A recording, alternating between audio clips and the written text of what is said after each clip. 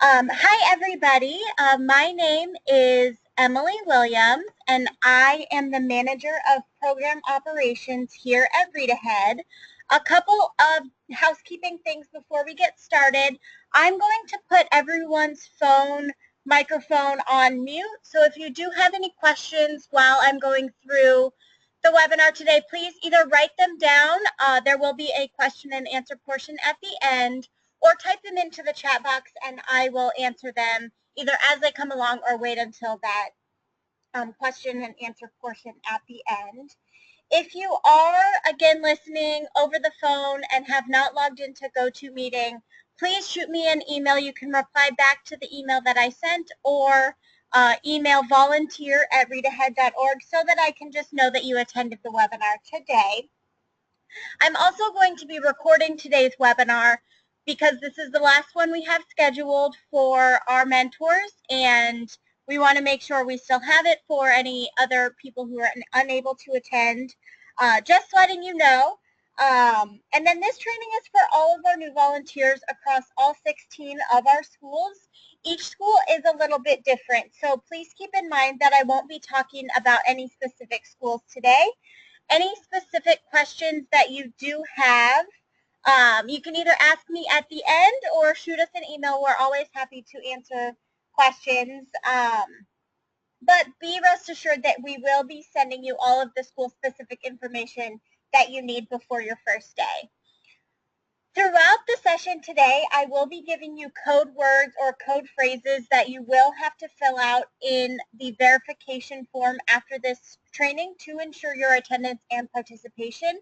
We are not allowing our mentors to start the program until you have submitted this complete verification form. Again, please listen for the code words throughout the session, write them down, and fill out the verification form at the end. So our agenda for today is to talk a little bit about what it means to be a reading mentor. I'll give you some tips and tricks for working with elementary school students. Then I'll go through the policies and expectations of being a Read Ahead mentor.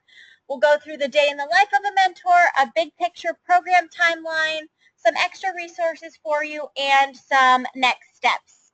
Again, please pay attention to the verification code words and phrases throughout the webinar today. After this training, our hope is that you will know more about Read Ahead as an organization. You will understand your role and your impact as a mentor, and you'll really feel prepared and supported to begin the program this year. Read Ahead's mission is to ignite a love of reading in young students through mentoring, improving their confidence, as well as their odds for success in school and life. We build our students' social emotional skills that are essential for lifelong success. Read Ahead aims to reach students at a young age when it's most important. Our students are in the program for a variety of reasons. Some students really need to develop their social and emotional skills or would particularly benefit from one-on-one attention from an adult mentor. Some students don't speak English at home, and others really need to develop or increase their positive attitudes or behaviors around reading. Most of our 1,200 volunteers are part of the program through one of our 35 partner organizations that they work at or go to school at, which is a really great way of fostering community within your organization. One of the wonderful things about Read Ahead is that our volunteers expose students to different college and career options that they may not have ever thought of. If you're interested in seeing who else we partner with, please check out our website. Our 16 public elementary school sites are close to your offices or universities. We have schools that are mainly in Manhattan, but also in Queens and Brooklyn. And this exposure to professionals and university students is really important for starting our students young in recognizing what kinds of options they have for their future and thinking about their different college and career options. So before we get started with what it means to be a reading mentor, your first code phrase is reading together. Again, your first code phrase is reading together. So your role as a Read Ahead reading mentor is not to be a teacher or a tutor or a parent or a sibling, but rather your role is to be a role model, a friend, a listening ear, someone who can really motivate the child to read and to like reading and to build his or her self-esteem and confidence. As we reference in the mentor job description, which you should have already received, the most important ways for you to be a good mentor are to show up for your student consistently, be an active listener, and to greet each session with patience and an open mind. We are really focused on building a relationship with your student, which is centered around the reading that you do together. Please don't worry about getting your student from one reading level to the next, but instead focus on building his or her confidence when reading aloud, as well as igniting a love of reading. The confidence and interest in reading will help the student's reading level improve naturally. There are three big stages of a mentoring relationship: the beginning, the middle, and the end. Please keep in mind that it may likely take some time at the beginning of your relationship with your student to build a rapport and trust. It may take several sessions for the student to really feel comfortable with you, especially if you are alternating weeks with a colleague as a co-mentor. It's particularly important during the beginning stage that you are consistent, present, and show the student that he or she can trust you. This is also a really great time for you to set goals with your student. Your program coordinator at your school will be facilitating this process with you later in November. The second stage of a mentoring relationship is when you and your student have developed a close relationship and you can work towards meeting those goals that you set during the beginning stage. He or she will feel comfortable enough to try something new or more difficult with you during your time together. But keep in mind, it won't always be perfect. There will be ups and downs, just like in any relationship. And then at some point, your mentoring relationship will come to an end, or at the end of the school year, you'll have to say goodbye for the summer. This phase is just as important, if not more so, than the other stages. It's extremely important that you provide the opportunity for the student to say goodbye in a healthy, respectful, and affirming way. Leaving a mentoring relationship before it's supposed to end or not giving the student the closure can undo all of the work that you put into building a mentoring relationship and potentially do harm to your student. So some of the goals for your partnership with your student, what a successful relationship looks like, is to learn something from or with your student, whether that is words in a new language, learning something about each other's families or interests, learning different vocabulary words from the book, learning anything that you can with your student. We don't want you to focus on literacy skills. So even if you are reading a book that seems to be easy for the child, that's good because it is building the student's confidence and their trust with you. You should focus on building a strong relationship first, and the reading improvements will follow naturally. You can work on social emotional skills, things like confidence, self-esteem, grit. You might see improvements or growth in the students' communication skills, their willingness to try more challenging books or activities, and sticking with them even when they get frustrated, or thinking about their futures. You should also model what it means to be a reader and to love reading. So for example, talking about what you're reading, using voices and expression when you're reading aloud, paying attention to punctuation marks when you're reading aloud. And you should take the time to talk about the books that you're reading and how that relates to your and your students' lives. You don't need to be concerned about the number of books that you read throughout the year. It's definitely a quality over quantity situation. But you should use the books as a jumping off point for the conversation that you have with the student. So part of being a successful mentor is understanding where your student is coming from and what developmental stage he or she is in. For example, younger students naturally have difficulty sitting still and have shorter attention spans. They may need breaks during program to stand up or walk around the room and or a wider variety of activities during your time together. Older students care a lot about conforming to their peer group and may be critical of others or resistant to any suggestions that they perceive as uncool. Please don't take any negative behavior personally. We will be attaching a handout about the stages of development in our follow-up email so that you can take a look at that once you know the age of the student that you're matched with. We really want you to build a relationship with your student and to feel comfortable with one another. The best way to do this is to ask questions to learn about the student and encourage the student to ask questions about you. We recommend trying to ask open-ended questions, which are those that don't require a yes or no answer, but rather make the student think about the question and the answer. These types of open-ended questions can spark interesting conversation with the student. For example, instead of asking, how was your weekend, where the student is going to say good or fine or it was okay, you could say something like, what was your favorite part or most surprising part of the weekend and why? Or something similar to that. And the student likely won't be able to answer with just one word, but will spend time thinking, and that can be a really great starting point for conversation between you and the student. It's also important for you to share information about yourself with the student. You should try to find common ground on things where you can relate to one another. So, if you grew up with a whole bunch of brothers and sisters, or you were an only child and your student is in that same situation, that's a great way to start. If you had 4 cats, 3 hamsters, and a dog, and your student has lots of pets or one of those pets, you can talk about anything that you had growing up. You can talk about interests and activities that you're involved in, whether you play sports or have any favorite school subjects or, anything like that.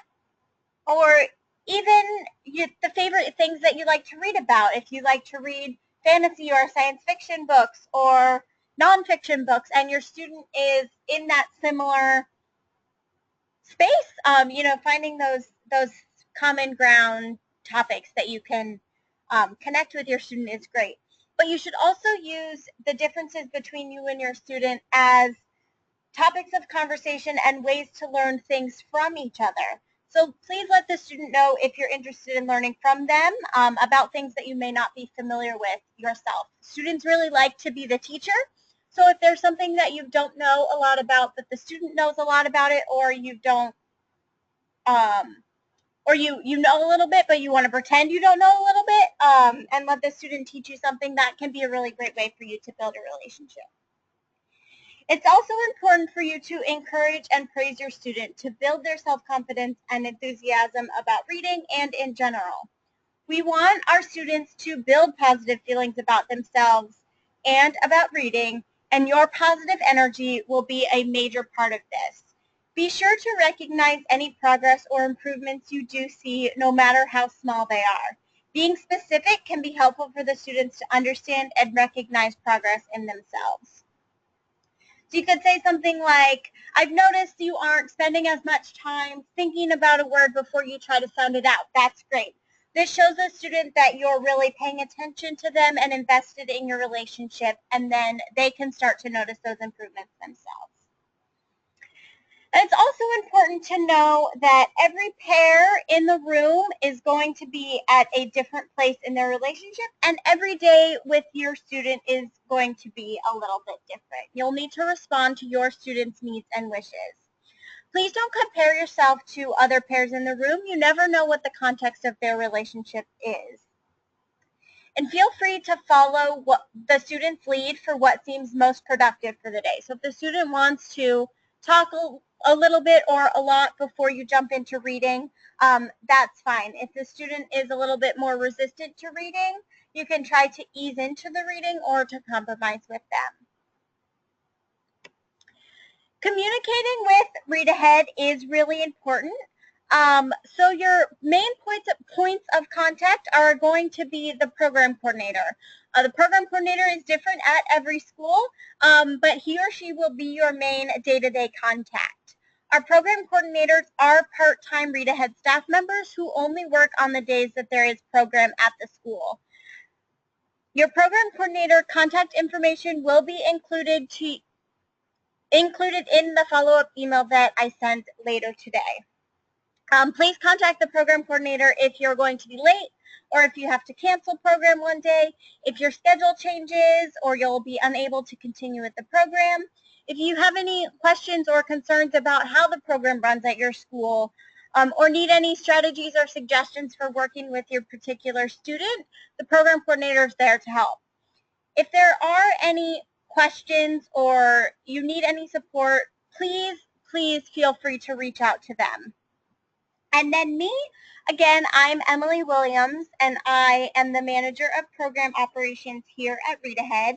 So if you have any questions about, signing up, I think everyone here has done that, so that's great, or anything that you learned during training today. If you have any feedback about the program in general, or if anything comes up that you'd rather not raise with your program coordinator, you can always reach out to me. I'm also the program coordinator's direct supervisor, so if you have any issues or comments or concerns, or you want to say that your program coordinator is awesome and wonderful and you have nothing but great things to say about them, please let me know. I always love to hear about how the program is running in the school.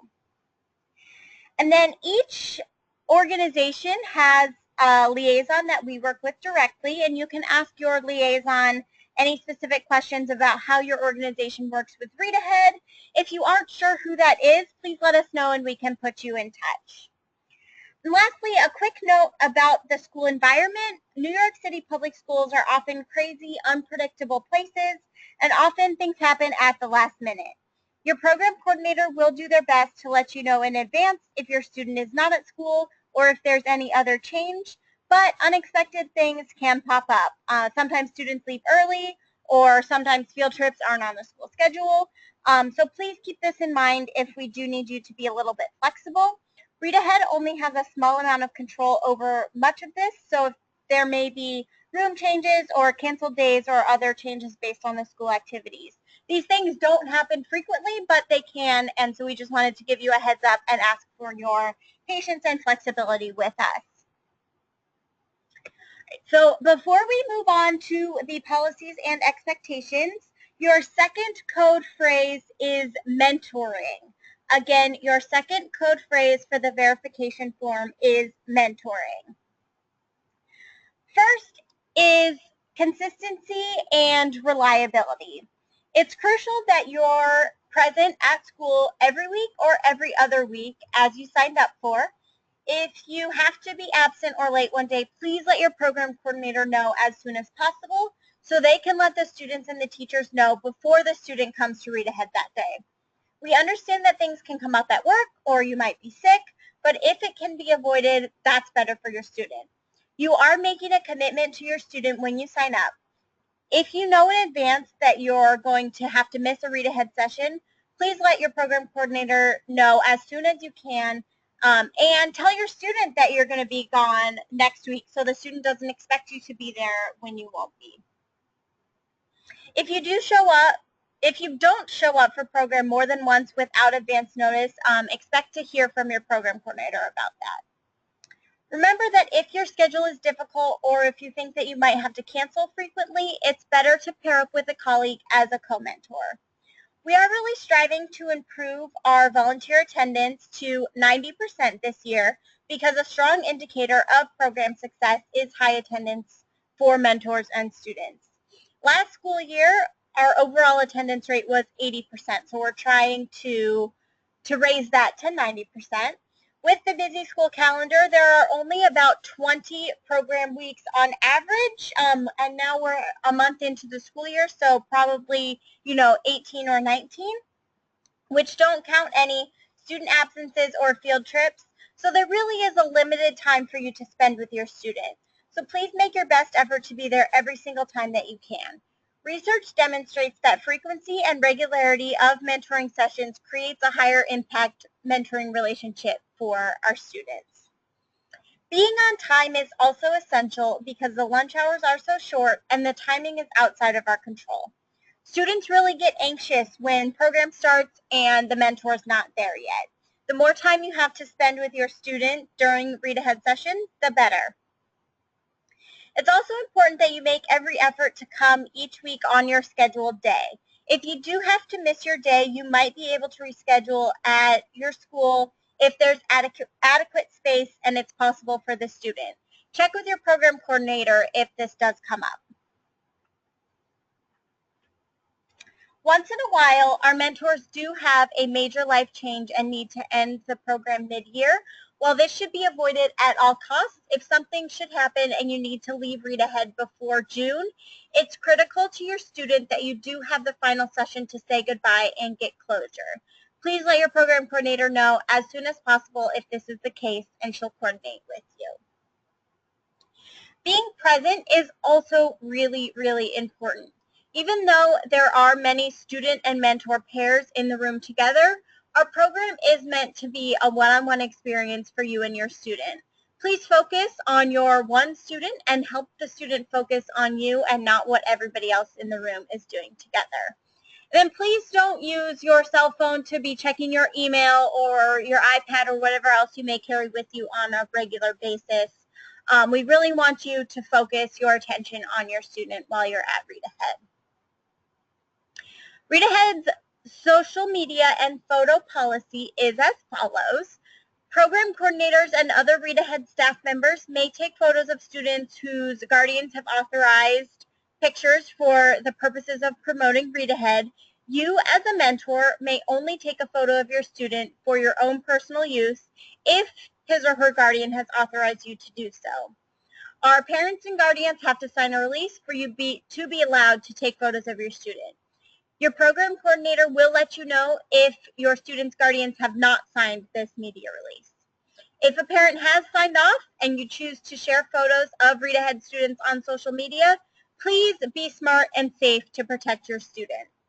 It's best not to post any identifying information about the student, but if you do so, only first names and the student's grade are allowed. Please also tag Read Ahead in any of your posts. We love to see what's going on. If you would rather share your photo or video with Read Ahead, we'd be happy to post on our social media accounts on your behalf. And you are welcome and encouraged to share or repost anything that Read Ahead posts, provided that you don't add any identifying information about any of the students. Our first priority is our students' safety, but we also understand that we want you to be able to share your wonderful mentoring experiences with your friends and family. Read Ahead and our partner schools have a strict no food policy, so you may not bring food into the school during Read Ahead. Along with that, we ask that you don't bring any individual gifts for your student. The biggest gift that you can give them is the gift of your time and your presence with them there each week. We want to make sure that all of our students have an equal and fair experience in the program and one student doesn't get jealous of another. Not all of our mentors are willing or able to bring gifts for your students, so please don't bring one. If you would like to donate a book to the Read Ahead book cart, that's wonderful. You and your student can write an inscription on it together, and then you can read it, but then we do ask that you leave it for other students in the program to enjoy. And lastly, in the rules section is your relationship with your student, and this is really for everyone's protection. Read Ahead is structured such that mentors and students see each other only during designated Read Ahead sessions in the presence of a Read Ahead staff member, which is generally at the school during the school day. A mentor should never be alone in a room with a student or with a group of students. Read Ahead's capacity and structure does not facilitate or condone any out-of-school contact or communication between mentors, students, and or parents.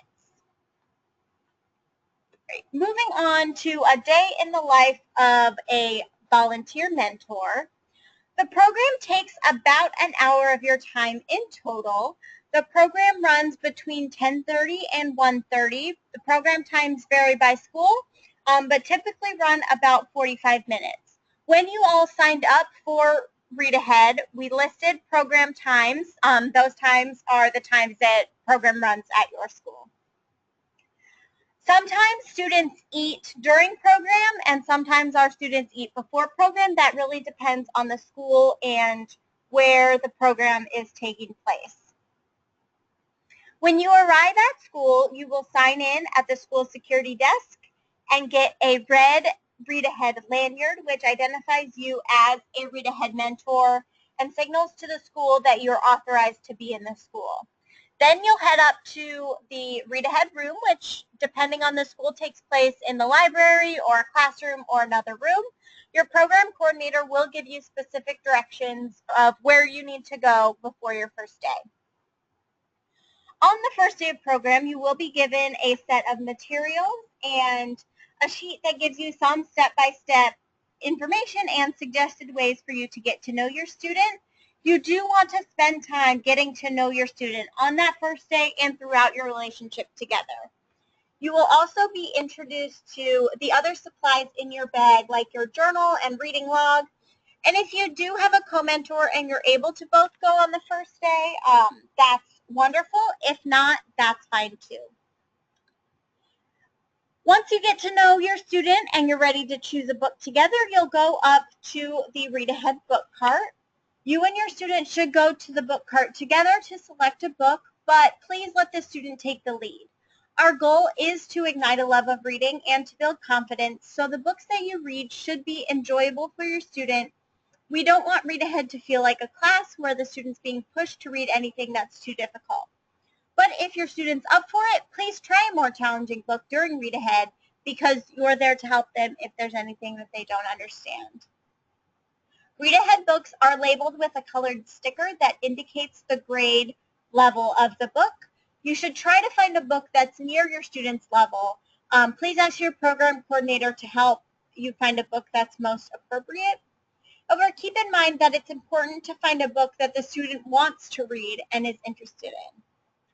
One quick way to know if the book that you choose is appropriate for your student's reading level is what's known as the 5-finger rule. To do this, you open a book to any page and have the student start reading. He or she should hold up a finger each time he gets to a word he doesn't know. If the student doesn't know more than 5 words on a single page, the book might be a little bit too hard. If the student knows all of the words on a single page, the book might be a little bit too easy. But remember that this isn't a hard and fast rule, and our program should really be used to build confidence. So if a student's reading a book that's a little bit easy for them, that's fine. During program, it doesn't matter to us if you are doing all the reading yourself, if the student's doing all the reading to you, if you're alternating, please let the student take the lead with that. It can be just as beneficial for students to hear adults reading as it is to be reading on their own, which is true for all children, but especially those who are younger, those who might be a little bit less strong readers, and those who don't speak English as a first or primary language. Remember, when you are reading to the student, please use expression and emotion and model what it means and looks and sounds like to be a reader. Reading out loud with an adult exposes children to story and print knowledge as well as new words and ideas that are not found in day-to-day conversations or screen time.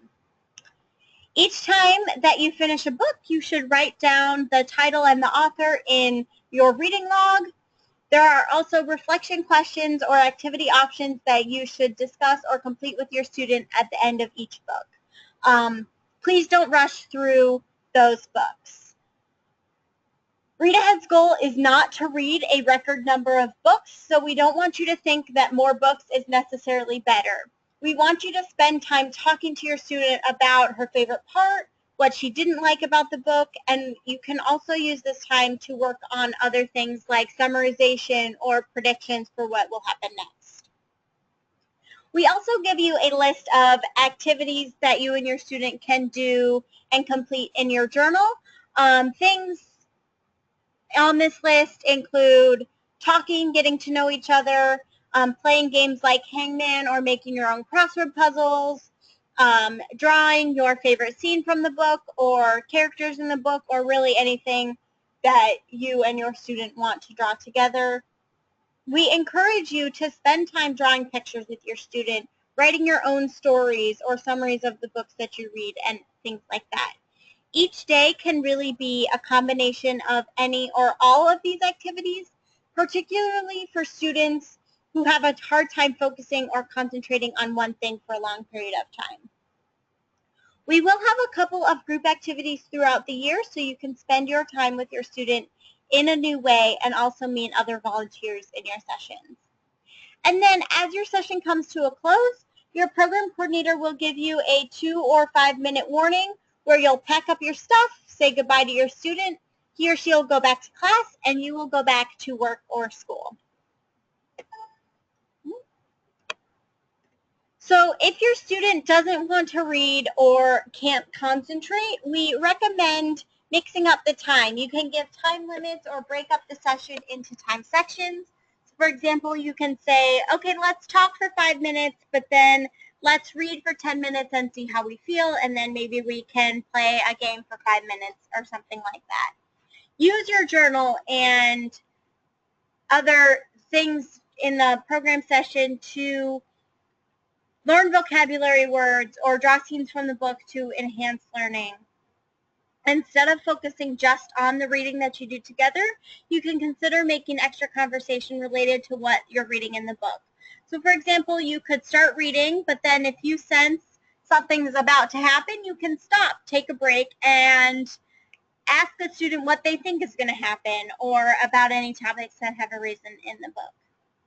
If your student keeps switching books and doesn't seem to want to finish a book that you're reading together, the most important thing is to figure out why the student doesn't want to finish the book. Is the topic boring? Is the book too hard and they're getting frustrated? Is it too easy and they're getting bored? These questions, figuring out why the student doesn't want to finish the book, can help you make a better book selection the next time. And if your student is already a great reader, that's awesome. The individualized time and attention that you're giving to them during read ahead sessions is great, as they're unlikely to receive that individualized attention during the school day when there are other students in the class who may be struggling a little bit more than they are. You can encourage these students to learn new words or try more advanced books or write responses in their journal. Read Ahead is a really great opportunity for students who, again, don't get that individualized support in the classroom. So Read Ahead has started in October and runs through the end of May or beginning of June. Here are a couple of big holiday and school breaks to be aware of. I will be sending you a more detailed calendar in my follow-up email. The program coordinators will give you advance notice if there is program cancellation for a holiday or a field trip, or if your student is absent from school that day. There will likely be Read Ahead holiday and school year-end program events that if you do have a co-mentor and there's space in your session, you'll be invited to attend together. So some resources for you. Again, I'll be sending you a follow-up email later this afternoon. If you don't get that, please let me know. That means that I didn't catch your name in our attendance today. So please let me know. We'll send it sometime this afternoon. But with that follow-up email, there will be that stages of youth development that I mentioned before, the calendar that I just mentioned. I will send a policies and expectations document, which is mostly what we went over during the training today. And then also a mentoring do's and don'ts. The do's part of mentoring is longer than the don'ts, so that's just for you to look through before you start and periodically throughout the year. If you do have any questions, please talk with your program coordinator or some of us here in the Read Ahead office. We're always happy to answer any questions that you do have. You will also be in a room with other volunteers and mentors who may have been doing this for a while. So feel free to ask them if they have any suggestions or if you have any questions on your way to program each week. The Read Ahead website, social media, and newsletters will likely have information and resources for you on some related topics. And then we will be providing optional training opportunities throughout the year. Before I move on to next steps for you, your third and final code phrase for the verification form is social emotional skills. Again, your third code phrase is social emotional skills. So next steps for you are to fill out that verification form. You can access it at readahead.org/verify. It will also be in the follow-up email that we send later. I will be, in that follow-up email will be a link for training feedback form. If you do have any comments or suggestions on how we can improve our training, we're always happy to hear them. The follow-up email will also have your program coordinator's contact information. Your program coordinator will be reaching out to you within the next couple of weeks. If you have any logistical or scheduling questions, please direct those questions to your program coordinator, as they are your main day-to-day contact, the one working in the school who will have questions about where you are in the matching process. Your program coordinator will be in contact with you about your first day of Read Ahead for the school year, so please don't go into the school until you have confirmed your start date with your program coordinator. And if you are a university student volunteer, please remember to send back your background check authorization form if you've not already sent it. Read Ahead is a really small nonprofit organization with lots of events and people who work hard to make possible our work with our students across New York City. Here on the slide are a few upcoming events or opportunities and we might reach out to you with some other events or opportunities to show your support throughout the year. We have a very active junior board, which is made up of young professionals in their 20s and 30s who host several fundraising events throughout the year. We will also have upcoming networking events for our mentors, and then our annual gala will be on Monday, May 15th. So that is all that I have for you guys today. I'm going to open it up to any questions that you have, and I will be here to answer questions as long as you need me. If you don't have any questions, feel free to sign out. We're all good now, so thank you.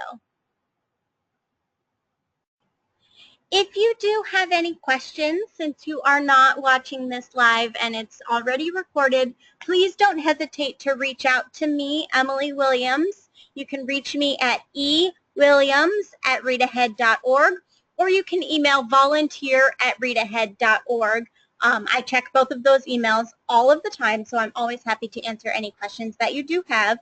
Thank you, and I hope that you enjoyed our webinar today.